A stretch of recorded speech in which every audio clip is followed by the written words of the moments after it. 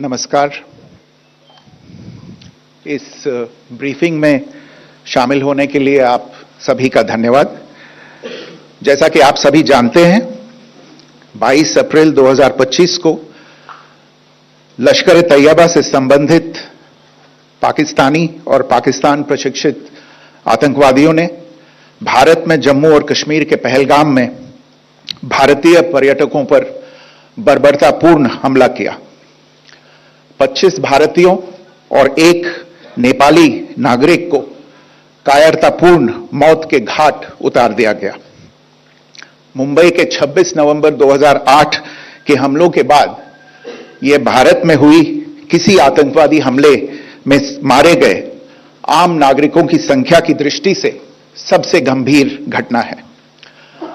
पहलगाम का हमला अत्यधिक बर्बरतापूर्ण था, जिसमें वहां मौजूद लोगों को करीब से और उनके परिवारों के सामने सिर पर गोली मारी गई। हत्या के इस तरीके से परिवार के सदस्यों को जानबूझकर आघात पहुंचाया गया। साथ ही उन्हें यह नसीहत भी दी गई कि वे वापस जाकर इस संदेश को पहुंचा दें। यह हमला स्पष्ट रूप से जम्मू और कश्मीर में बहाल हो रही सामान्य स्थिति को बाधित करने के उद्देश्य से किया गया था। चूंकि पर्यटन फिर से अर्थव्यवस्था का मुख्य आधार बन रहा था, इस हमले का मुख्य उद्देश्य इसे प्रतिकूल रूप से प्रभावित करना था। पिछले वर्ष आप सभी जानते हैं, 2.25 करोड़ से अधिक पर्यटक कश्मीर आए थे। इस हमले का मुख्य उद्देश्य इसलिए संभवतः यह था कि इस संघ राज्य क्षेत्र में विकास और प्रगति को नुकसान पहुंचाकर इसे पिछड़ा बनाए रखा जाए और पाकिस्तान से लगातार होने वाले सीमा पार आतंकवाद के लिए उपजाऊ जमीन बनाने में सहायता की जाए। हमले का यह तरीका जम्मू और कश्मीर और शेष राष्ट्र दोनों में सांप्रदायिक दंगे भड़काने के उद्देश्य से भी प्रेरित था। इसका श्रेय सरकार और भारत के सभी नागरिकों को दिया जाना चाहिए कि इन प्रयासों को विफल कर दिया गया। एक समूह ने खुद को रेजिस्टेंस फ्रंट TRF कहते हुए इस हमले की जिम्मेदारी ली है। यह समूह संयुक्त राष्ट्र द्वारा प्रतिबंधित पाकिस्तानी आतंकवादी समूह लश्कर-ए-तैयबा से जुड़ा हुआ है। यह उल्लेखनीय है कि भारत ने मई और नवंबर 2024 में संयुक्त राष्ट्र की 1267 कमेटी की सैंक्शंस मॉनिटरिंग टीम को अर्धवार्षिक रिपोर्ट प्रस्तुत की थी, जिसमें TRF के बारे में साफ इनपुट दिए गए थे। इससे पाकिस्तान स्थित आतंकवादी समूहों के लिए कवर के रूप में TRF की भूमिका सामने आई थी। इससे पहले भी दिसंबर 2023 में भारत ने इस टीम को लश्कर-ए-तैयबा और जैश-ए-मोहम्मद के बारे में सूचित किया था, जो TRF जैसे छोटे आतंकवादी समूहों के माध्यम से अपनी गतिविधियों को संचालित कर रहे हैं। इस संबंध में 25 अप्रैल को UN सिक्योरिटी काउंसिल प्रेस वक्तव्य में TRF के संदर्भ को हटाने के लिए पाकिस्तान के दबाव पर भी ध्यान दिया जाना चाहिए। पहलगाम आतंकवादी हमले की जांच से पाकिस्तान के साथ आतंकवादियों के संपर्क उजागर हुए हैं। रेजिस्टेंस फ्रंट द्वारा किए गए दावे और लश्कर-ए-तैयबा से ज्ञात सोशल मीडिया हैंडल द्वारा इसको रीपोस्ट किया जाना इसकी पुष्टि करता है। चश्मदीद गवाहों और विभिन्न जांच एजेंसियों को उपलब्ध अन्य सूचनाओं के आधार पर हमलावरों की पहचान भी हुई है।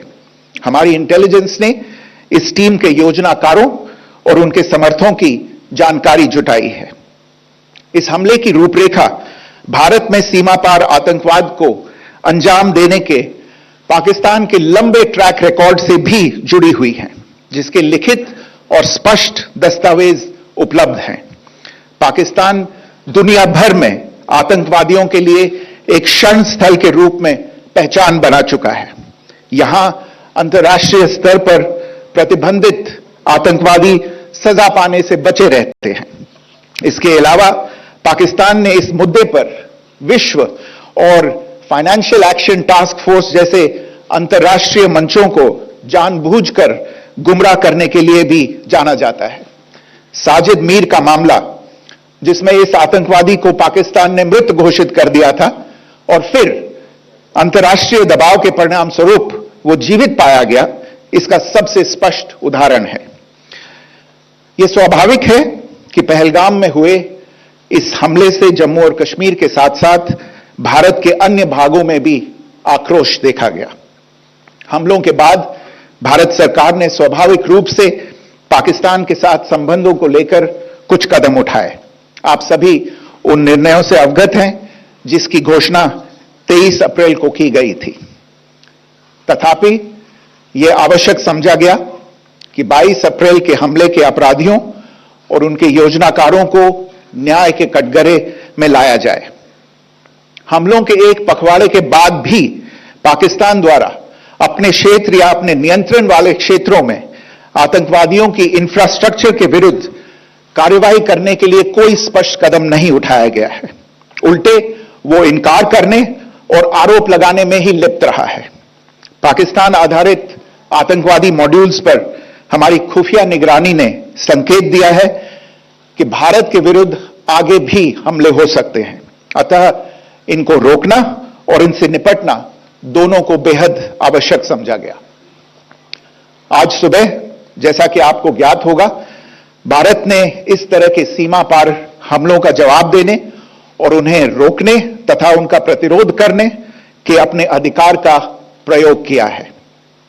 यह कार्रवाई नपीतुली, नॉन एस्केलेटरी, आनुपातिक और जिम्मेदारीपूर्ण है। यह आतंकवाद की इंफ्रास्ट्रक्चर को समाप्त करने और भारत में भेजे जाने वाले संभावित आतंकवादियों को अक्षम बनाने पर केंद्रित है।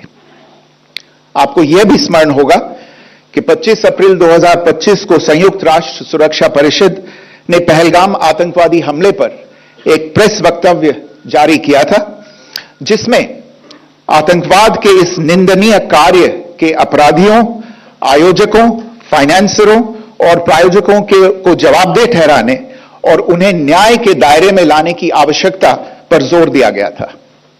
भारत की आज की इस कार्रवाई को इसी संदर्भ में देखा जाना चाहिए। Good morning. Thank you all for joining this briefing. As you are all aware, on April 22, 2025, Pakistani and Pakistan-trained terrorists belonging to the Lashkar-e-Taiba carried out a savage attack on Indian tourists at Pahalgam in Jammu and Kashmir in India. They murdered 26 people, including one national of Nepal, causing the largest number of civilian casualties in a terrorist attack in India since the 26 November 2008 attacks in Mumbai. The attack in Pahalgam was marked by extreme barbarity, with the victims mostly killed with headshots from close range and in front of their families. Family members were deliberately traumatized through the manner of the killing, accompanied by the exhortation that they should take back the message. The attack was clearly driven by the objective of undermining the normalcy returning to Jammu and Kashmir. In particular, it was designed to impact the mainstay of the economy, tourism, with a record 23 million tourists visiting the valley last year. The calculation presumably was that harming growth and development in the Union Territory would help keep it backward and create fertile ground for continued cross-border terrorism from Pakistan. The manner of the attack was also driven by an objective of provoking communal discord, both in Jammu and Kashmir and the rest of the nation.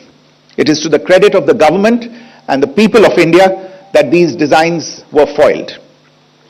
A group calling itself the Resistance Front has claimed responsibility for the attack. This group is a front for the UN-proscribed Pakistani terrorist group Lashkar-e-Taiba.